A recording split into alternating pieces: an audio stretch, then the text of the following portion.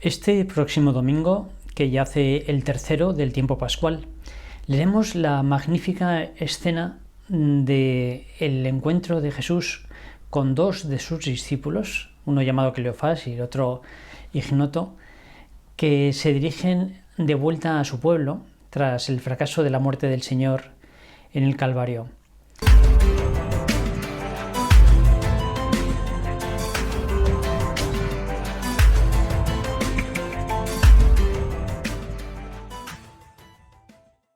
Es el domingo de resurrección. Ellos ignoran que Cristo vive y Jesús, mientras caminan hacia Emaús, se les pone a la altura y entra en su conversación. Se hace contar su propia historia y a continuación les comienza a explicar las Escrituras y todo lo que se había dicho en ellas acerca de Jesús, lo que tenía que padecer.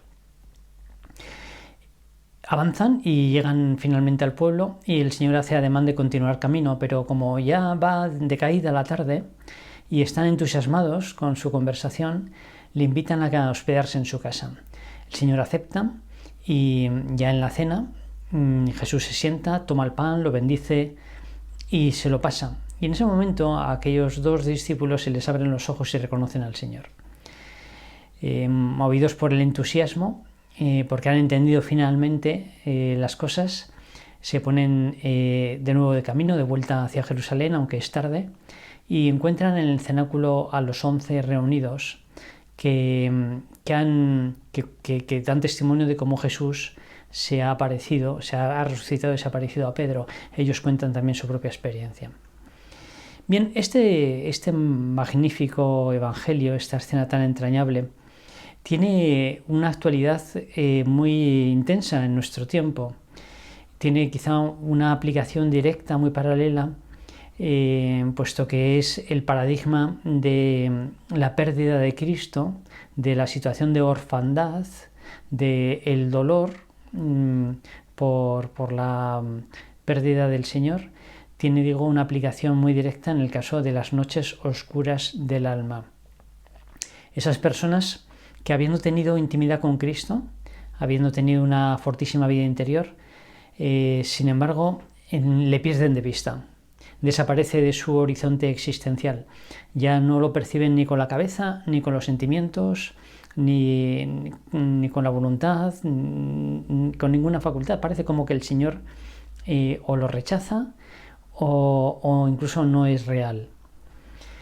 Esta es una constante histórica, una purificación que el Señor permite para que los que le sigan avanzando en el camino hacia la santidad, desprendiéndose de sus seguridades. Nada que ver con la oscuridad, las noches oscuras de aquellos que en cambio se encuentran lejos del Señor y no le ven ni le sienten por culpa propia. Las noches oscuras de este otro tipo no son, entre comillas, culpables, no se pueden atribuir a una causa personal. Los que las padecen pueden decir, le estoy entregando todo al Señor, no soy consciente de estar negándole nada.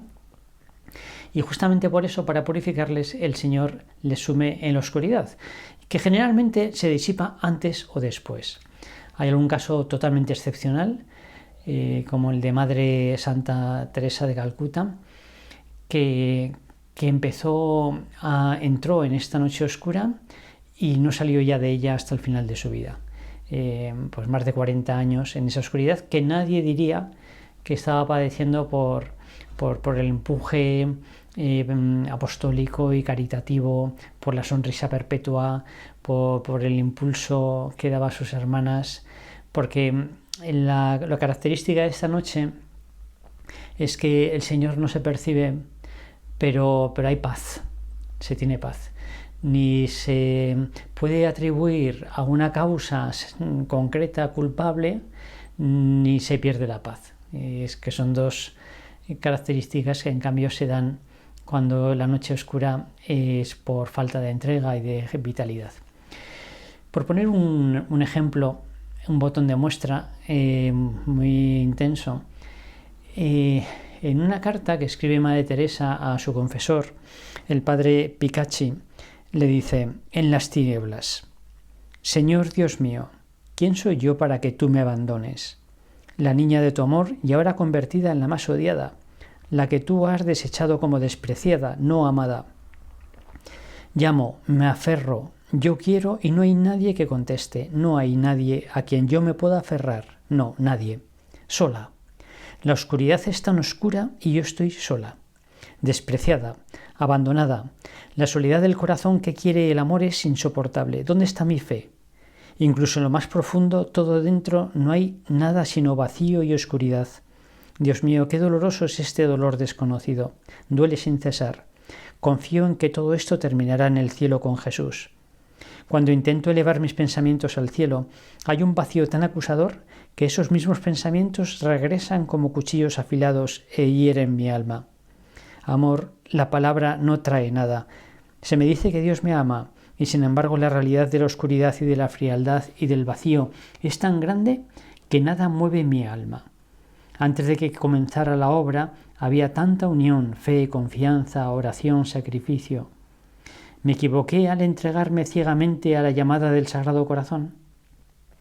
Si esto te trae gloria, si tú obtienes de esto una gota de alegría, si esto te lleva almas, si mi sufrimiento sacia tu sed, aquí estoy, Señor, con alegría acepto todo hasta el final de la vida y sonreiré a tu rostro oculto siempre, siempre. Esto evidentemente es un estado de santidad muy avanzada en la oscuridad. Es una purificación muy profunda de los consuelos tanto intelectuales como afectivos, como volitivos, de todo tipo. Bien, esta es como una aplicación de esa actitud esa situación de orfandad de los discípulos de Maús y el Señor que va y en su encuentro y les abre la comprensión y les devuelve la esperanza. Pero en cambio, esta escena de Maús no sería directamente transportable a la actual situación de muerte de la cristiandad, no tanto de la presencia espiritual de Cristo, de la experiencia de Cristo, sino de la experiencia cultural de Cristo, la cristiandad. La cristiandad es una civilización, una cultura que se fue gestando a partir del siglo IV, siglo V, cuando comenzó el imperio a ser oficialmente cristiano y que terminó moldeando tanto la cultura como las relaciones sociales, la civilización en definitiva, de la Edad Media. Se podría poner como punto de referencia final de ese estado de cosa social la Revolución Francesa. Ese largo periodo de tiempo, de más de 1000 años, se suele denominar cristiandad, que hoy ha desaparecido. Nuestra cultura y nuestra civilización no son en absoluto cristianas. Y se puede decir con verdad que algo muy grande y muy potente ha pasado y toda una civilización ha desaparecido, se ha derrumbado. Esto no es la primera vez que ha ocurrido. Ya pasó con el Imperio Romano, allá justamente por el siglo IV, V, cuando en plena decadencia comenzaron a padecer las invasiones de los bárbaros.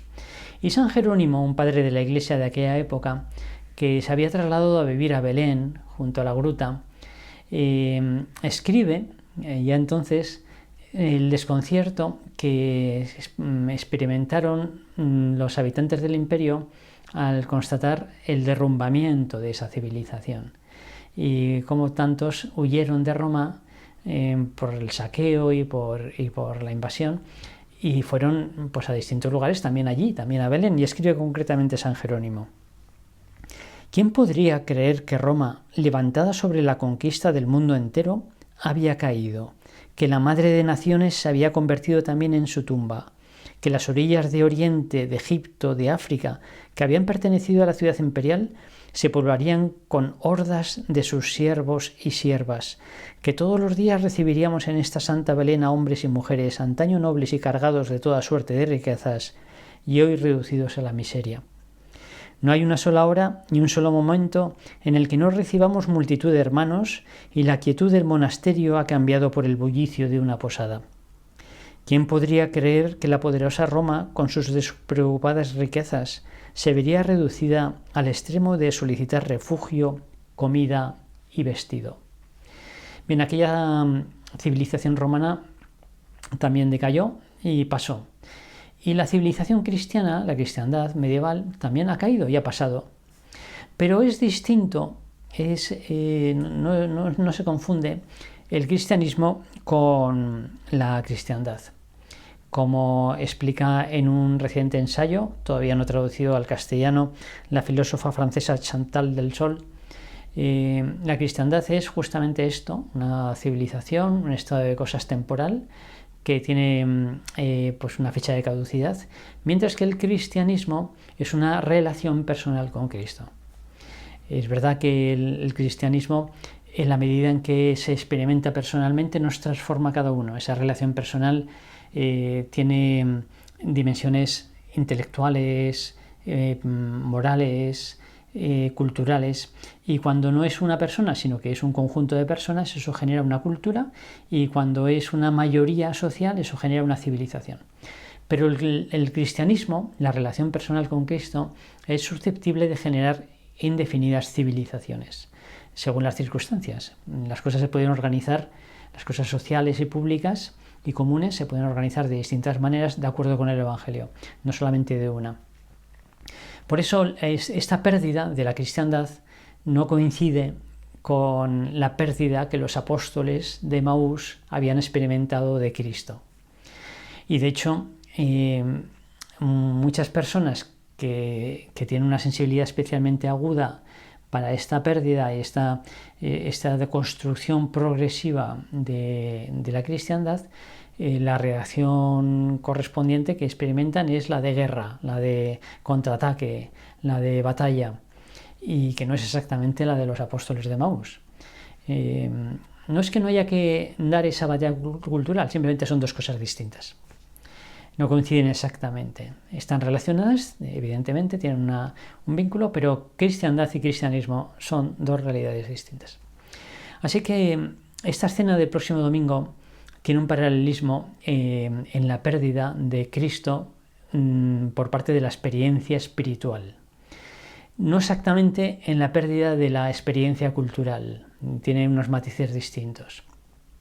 Pero hay una tercera realidad que sí entra, pues tiene un paralelismo muy grande con esta escena de los discípulos de Emaús, que es la experiencia natural de Cristo, no la espiritual, tampoco la civilizatoria, sino la natural.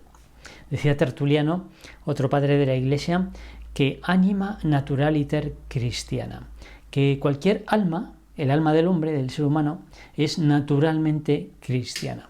Es decir, que Cristo responde a los deseos profundos del corazón humano. Y si aquella persona que ha tenido una experiencia espiritual de Cristo muy intensa y la pierde, sufre, aquella persona que no ha tenido ninguna experiencia personal de Cristo, como ocurre hoy a la inmensa mayoría de la población, sin embargo, anhela a Cristo. Si experimenta un dolor, experimenta unos deseos profundos insatisfechos, si se para a contemplar cómo en el fondo su corazón ansía amor y su cabeza ansía respuesta, sentido para las cosas, en realidad eso es ya una anamnesis, un recuerdo de Cristo. El alma humana es naturalmente cristiana. No ha conocido personalmente a Cristo, pero está hecha para Cristo. Está hecha a la medida de Cristo. Cristo es la respuesta. Hace ya muchos años, un obispo español contaba de una visita de esas que suelen hacer los obispos al Papa, en este caso con San Juan Pablo II. Y comiendo con él, contaba que le preguntó: Santidad, ¿qué le preocupa? ¿Cuáles son las preocupaciones del Papa? Y el Papa se estaba echando en ese momento un poco de agua en el vino y, sin dejar de hacerlo, contestó inmediatamente: 2. La injusticia y la increencia. Y para las dos, la respuesta es Cristo. Cristo es no solamente la respuesta a la increencia, sino también a la injusticia, a la situación de malestar social y personal que se padece. Bien, por eso hoy hay mucho hambre anónimo de Cristo, hay mucho deseo, mucha sed de Cristo, que es quien sacia pues esos anhelos y quien calma esos dolores, esas ausencias que hoy se experimentan y que generan tanto sufrimiento, tanto malestar, tanta enfermedad. Hace unos días, en un momento se me ocurrió hacer un pequeño experimento y dije, voy a preguntar a ChatGPT que me aconseje, que me dé algunos consejos para la evangelización en este tiempo de posmodernidad. Parecería que es una idea pues un poco muy poco razonable, y sin embargo lo hice así y la respuesta me dejó asombrado, tanto que dije, bueno, esto quizá lo haya copiado de algún documento que esté en la red, así que se lo volví a preguntar. Y la respuesta fue distinta. De fondo las ideas eran parecidas, pero la respuesta era claramente distinta. Y repetí la pregunta 4 veces, y las 4 respuestas eran distintas. Como digo, las ideas de fondo eran estaban bastante relacionadas, pero eran distintas claramente. Algunas ponían el acento en un punto y otras en otro distinto.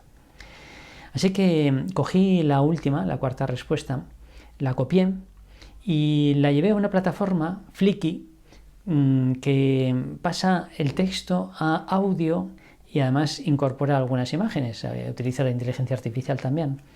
Y en cuestión desde que comencé con el GPT hasta que terminé con Flickr, pues en cuestión de 5 o 10 minutos resultó este vídeo que te pongo a continuación y que muestra cómo la inteligencia artificial es una cosa muy seria, que incluso para estos temas tan profundos y tan difíciles puede tener propuestas muy, muy razonables, muy interesantes, no intuitivas y que nos pueden servir a todos. Vamos a verlo, dura 1 minuto y medio.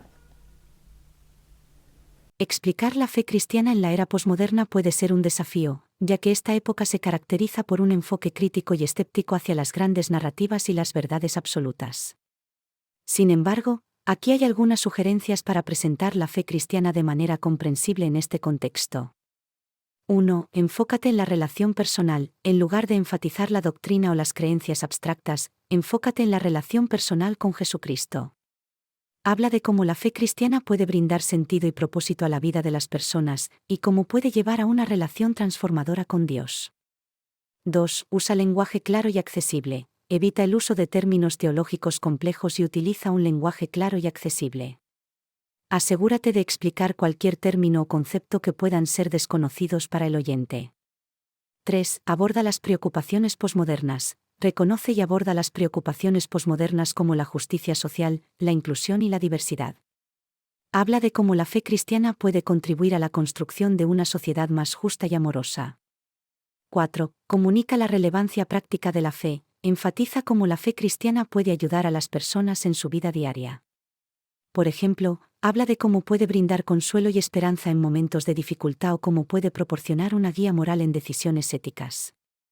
5. Sé auténtico y abierto. Finalmente, sé auténtico y abierto acerca de tu propia fe y experiencias personales.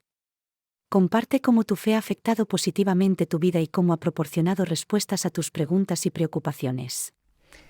Bien, si hacemos caso al ChatGPT, el centro de la propuesta de la evangelización en tiempos posmodernos es el recuperar la relación personal con Cristo, algo que durante mucho tiempo, quizá durante ese milenio y medio que ha pasado desde el bautismo del Imperio Romano, pues ha sido patrimonio de muy pocos. Mientras que la inmensa mayoría vivían de un cierto cristianismo sociológico, una cristiandad. Unas costumbres, unas leyes, un modo de entender que era pues uniforme, hegemónico.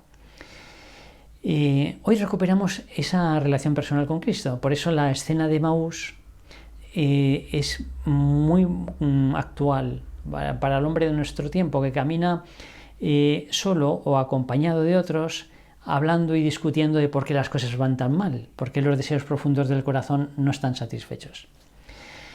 Bien, si analizamos brevemente ese encuentro del Señor con los apóstoles y lo trasladamos a nuestro momento actual, veremos que se compone de dos elementos.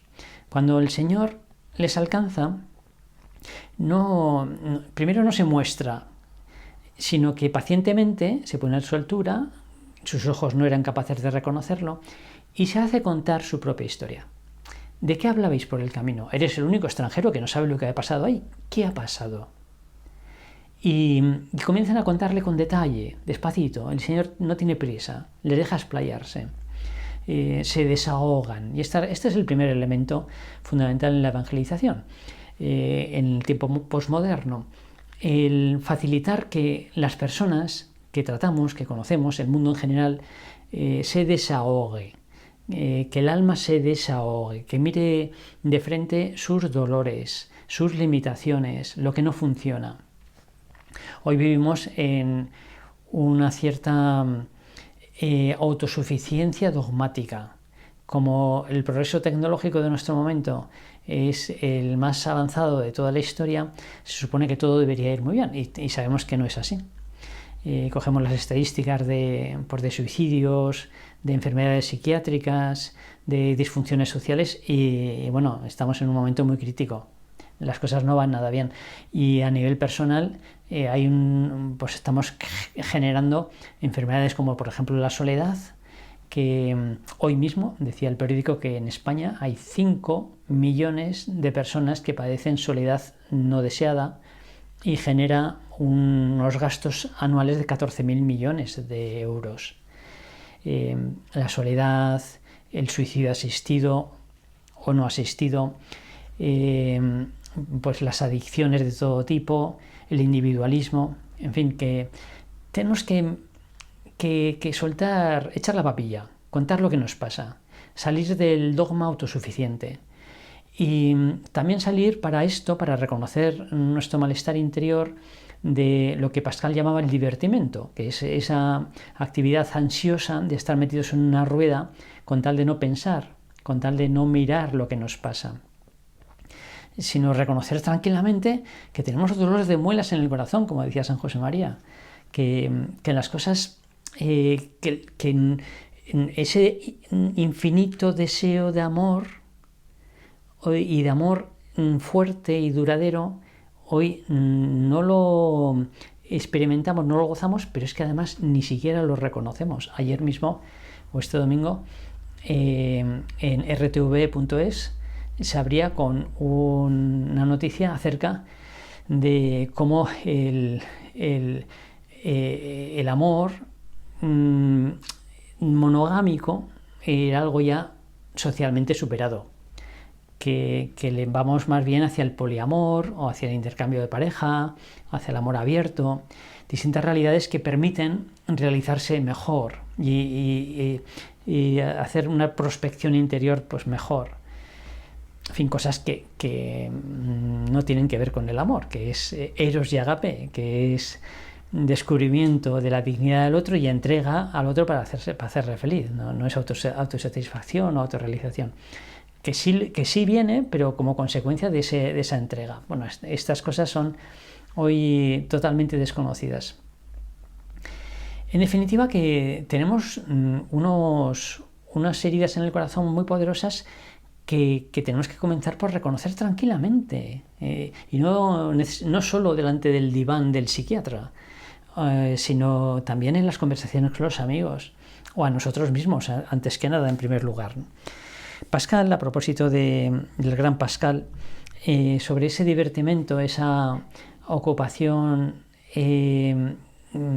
compulsiva a la que recurrimos para no tener que pensar ni enfrentarnos con nosotros mismos, escribe, siempre apasionadamente: cuando me he puesto a considerar algunas veces las diversas agitaciones de los hombres y los peligros y las penas a que se exponen en la corte, en la guerra, de donde nacen tantas querellas, pasiones, empresas audaces y con frecuencia malas, etc., he descubierto que toda la desgracia de los hombres viene de una sola cosa: el no saber quedarse tranquilos en una habitación. Esto es pues muy sorprendente, ¿no? Todas las desgracias de los hombres provienen de una sola cosa: el no saber quedarse tranquilos en una habitación. Y continúa. Un hombre pasa su vida sin aburrirse jugando todos los días un poco. Este juego puede ser no solamente el deporte o el juego de la bolsa, sino también pues, en general el trabajo y la actividad profesional o otras cosas. Dadle todas las mañanas el dinero que pueda ganar cada día, con la condición de que no juegue. Le haréis desgraciado. Se diría tal vez que lo que busca es la diversión del juego y no la ganancia. Hacedle pues jugar sin apostar.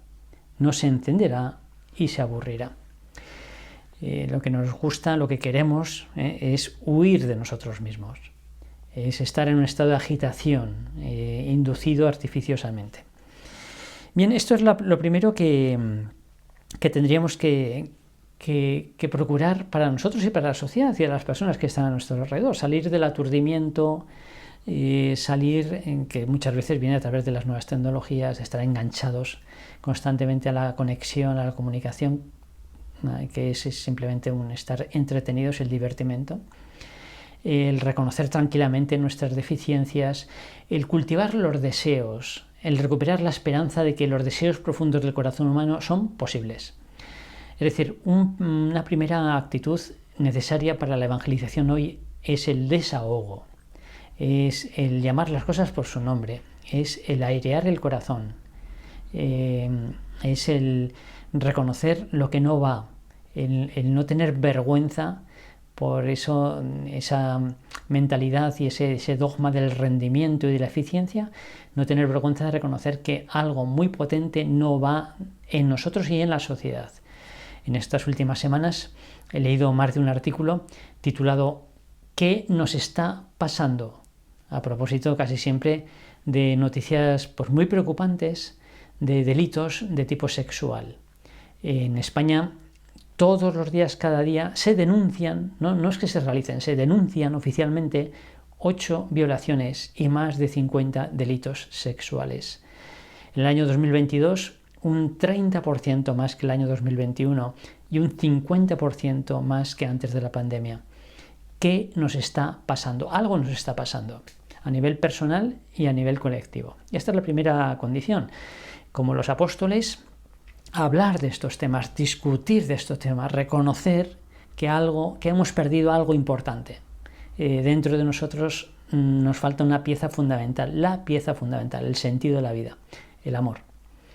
Y en segundo lugar, el Señor, una vez que les ha escuchado y les ha dejado desahogarse, entonces Él toma la palabra y comienza a explicarles las Escrituras, todo lo que se refiere en las Escrituras a Él, y su corazón empieza a arder. Su corazón arde, su corazón está entusiasmado. Van entendiendo, les va cuadrando todo. Van teniendo respuesta a esos deseos. Eran hombres frustrados, esperaban en el Señor, habían visto a Jesús hacer todo tipo de milagros, le habían escuchado predicar con una autoridad que no tenía nadie, era un rabuni totalmente singular, y de pronto había muerto en la cruz. Era el desmentido, era la frustración, el fracaso absoluto y desconcertante. Bien, pues el Señor empieza a explicarles y empiezan a entender y se empieza a alimentar la esperanza y cuando llegan finalmente a casa y el Señor toma el pan, lo bendice, lo reparte y se lo da, le reconocen en la Eucaristía. Bien, la segunda actitud, por tanto, es pues escuchar, dar oportunidad al Señor para que nos cuente, nos explique las Escrituras, nos dé sentido a lo que está pasando, nos explique de dónde viene este dolor y nos ofrezca su respuesta personal. Esto requiere efectivamente dar una oportunidad al Señor, escucharle, es decir, tener una actitud contemplativa. Hoy me parece percibir en la sociedad un cambio pues muy llamativo en los últimos años, en poquitos años, de una actitud más abierta, un deseo de otra cosa, una búsqueda de alternativas. Lo que hay no satisface. Se mira alrededor buscando otra cosa, pero no se mira a la Iglesia, ni a los católicos, ni a la religión tampoco. Lo que hoy falta es una vocecita, la voz del Señor, a través de sus discípulos, que responda a esas inquietudes, que tenga un mensaje, el mensaje del Evangelio, pero comprensible por el hombre de hoy. La respuesta a esas heridas del corazón humano y de la mente. Y entonces sí, entonces habrá cada vez, y esta es mi experiencia, cada vez que consigo explicarme un poquito, de manera un poquito comprensible y refiriéndome a alguna dificultad, a alguna herida real del tiempo actual, percibo siempre un interés, un corazón que arde, un corazón interesado, que se mueve, que le gustaría que fuese verdad, aunque no termine de creer. Aquí está la dificultad de enseñar a contemplar a una civilización, a una cultura, a una gente que no sabe contemplar. La contemplación es un conocimiento intuitivo, no es un conocimiento reflexivo ni sensual, sino que es un conocimiento directo del alma de la otra persona, algo que las madres tienen muy desarrollado y enseguida se dan cuenta de lo que pasa a sus hijos, sin necesidad de que nadie se lo diga. Esto pasa en general con el amor. Dos personas que se quieren enseguida se dan cuenta de lo que le pasa al otro. Pues esto mismo ocurre con Cristo. En la medida en que le damos la oportunidad al Señor de formularnos sus propuestas, de explicarnos lo que pasa, de darnos el sentido, algo muy potente se enciende dentro. El corazón empieza a arder. Y si tenemos un mínimo de capacidad contemplativa, entonces el Señor va tirando del hilo y camina junto a nosotros. Y encontramos al Señor que responde a esas ausencias de nuestra cabeza y de nuestro corazón a través de la Eucaristía, donde nos acompaña constantemente. Ahí tenemos una presencia siempre con los brazos abiertos, deseando acogernos como necesitemos, sin ningún reproche. Es el gran remedio a la soledad. Jan Halland, que fue viceministra de Asuntos Exteriores de Noruega, es una madre de 4 hijos y catedrática de universidad, en un librito llamado El amor escondido, escribe cómo antes de bautizarse cogió el hábito de ir los domingos a pasar un rato ante un sagrario. Y escribe lo siguiente: frente al tabernáculo, donde la hostia consagrada se guarda en la iglesia, yo captaba que el verdadero amor y el verdadero sentido de la vida estaban allí escondidos de forma misteriosa. No me atrevía a contar a nadie algo tan extraño, pero yo iba allí sola como alguien que se encuentra en secreto con el ser amado. Quien comienza a ir a la Eucaristía, al sagrario, cuando no hay nadie en la iglesia, a sentarse simplemente y mirar y saberse mirado, cuando le da la gana, un ratito, puede ser un minuto o menos, pero una vez y otra, aquello crea dependencia. Comenzaste con tu visita diaria. No me extraña que me digas, comienzo a querer con locura la luz del sagrario, escribe San José María en Camino. Bien, la Eucaristía, pero también el Evangelio. Cualquiera que lea el Evangelio con unos ojos contemplativos verá a alguien que dice y hace cosas que no tiene competencia. Se enamorará de Cristo. Se enamorará de Cristo. La lectura del Evangelio 5 minutos cada día es una práctica que acaba necesariamente en una bifurcación. O bien uno se cuestiona la historicidad de esos documentos y por tanto se carga con la tarea de investigar, a ver si son creíbles o no, si están fundamentados o no. Y si es así, en segundo lugar, termina enamorado de Cristo necesariamente. Si uno se acerca al Señor y le ve de cerca, se enamora de Él, como le pasó a los 12. Pero también el sacramento de la penitencia. A los niños les encanta la experiencia de acercarse a la confesión cuando la hacen por primera vez, porque es el primer sitio, el único, donde pueden reconocer que no lo hacen todo bien, lo cual es absolutamente sano. Otra cosa es pretencioso, es artificioso. Y a cambio no recibir ningún castigo, ninguna reprensión, ningún suspenso, nada, no, sino un abrazo, un besazo. Todos necesitamos ser perdonados y solamente Dios puede perdonar. Pero también necesitamos la comunidad. Otras personas donde caemos de pie, donde siempre somos bien acogidos, donde nos miran con una sonrisa, donde no se critica, donde hay un amor que no se encuentra en ningún otro lugar. O la vocecita de la conciencia, que es la voz de Cristo, el vicario de Cristo. Vamos por el día y vamos escuchando a nuestra conciencia que nos dice, estupendo, y ahora esto, ¿y por qué no lo otro? Y nos va dando alegría, y nos va dando sentido, y vamos dialogando con ese Cristo resucitado y vivo. Y llega un momento en que podemos decir, como Andrés Frossard, Dios existe, yo me lo encontré, Cristo existe, yo me lo encontré, comparto con Él el día entero. En fin, que las propuestas de Cristo, y sobre todo en estas y en otros lugares donde podemos encontrarle y frecuentarle, pero especialmente la Santa Misa, que ahí es donde le reconocemos como los apóstoles, responden a los deseos profundos del corazón. ¿Qué pasa en la misa? ¿Qué es lo que nos hace reconocer a Cristo en la misa? Porque es el lugar más intenso de encuentro con Cristo. Porque en la misa, cuando participamos en la entrega de Cristo por nosotros, esto es mi cuerpo que se entrega por ti, esta es mi sangre que se ha derramado por ti, por todos. Ahí aprendemos que la verdad es el amor, que el fundamento de todo es un Dios que ama, que me ama incluso más que a sí mismo. Esta es la verdad profunda y es una verdad preciosa. Y aprendemos también que el amor es verdad, que hoy que ya no sabemos qué es amor, que llamamos amor a cualquier cosa, sensual, puramente afectiva, poliamor, autoafirmativa, aprendemos ahí que el amor es entrega, que el amor es dar al otro hasta la última gota de la propia sangre. Y por eso la participación en la misa nos encaja en nuestro corazón como el zapato de cristal en el pie de la Cenicienta. Nos explica en la cabeza que la verdad es el amor, y a nuestro corazón que el amor es verdad. Por supuesto que tenemos también los símbolos que nos ayudarán tanto a tener una cosmovisión. Hoy en la posmodernidad,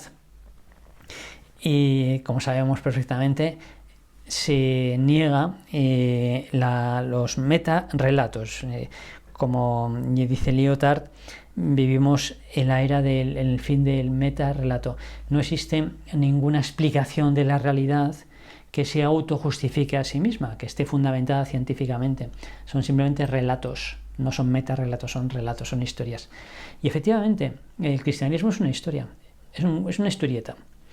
Y hoy se confrontan dos historias fundamentalmente, la del cristianismo, que es minoritaria, y la dogmática apoyada por todo el aparato del materialismo.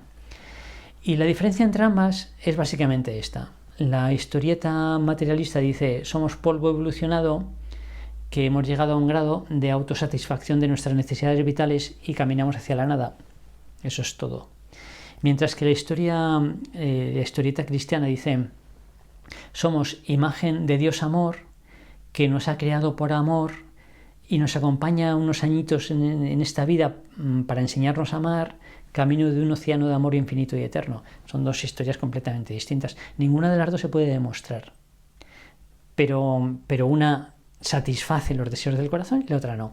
Una genera un hombre abierto al amor y a los demás y feliz, y otro un individuo individualista, sensual y desgraciado. Aquí está la diferencia y la demostración de cuál de las dos historias es verdadera. Bien, voy a terminar. Por tanto, como decía Emaús, tiene mucho que ver con nuestro momento histórico. En el caso de, no tanto por la pérdida de la cristiandad, porque ya ha desaparecido esa civilización, por la muerte de una organización cultural, que efectivamente la fe se tiene que inculturar, pero lo puede hacer de indefinidas maneras, sino por una parte por la noche oscura del alma que padecen las personas más avanzadas en la vida espiritual, y por otra parte porque hoy la inmensa mayoría de los coetáneos sean ateos, agnósticos o católicos, no han tenido experiencia de Cristo. Y por tanto no experimentan la pérdida de un rostro, pero sí experimentan el dolor de un corazón insatisfecho que solamente Cristo puede solucionar. Cristo es el hombre perfecto y el corazón del hombre anhela ser como Cristo, y Cristo le trae la respuesta a sus deseos profundos. No es casualidad que en la solemnidad de la Pascua cada año se vayan bautizando más adultos, no niños, sino adultos.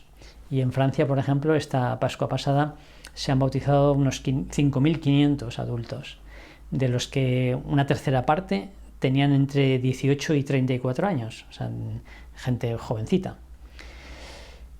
Y justamente por esto, porque una vez que se ha buscado la felicidad en todas partes, que se incumplen las promesas de felicidad del materialismo, entonces Cristo y la relación con Cristo es performativa.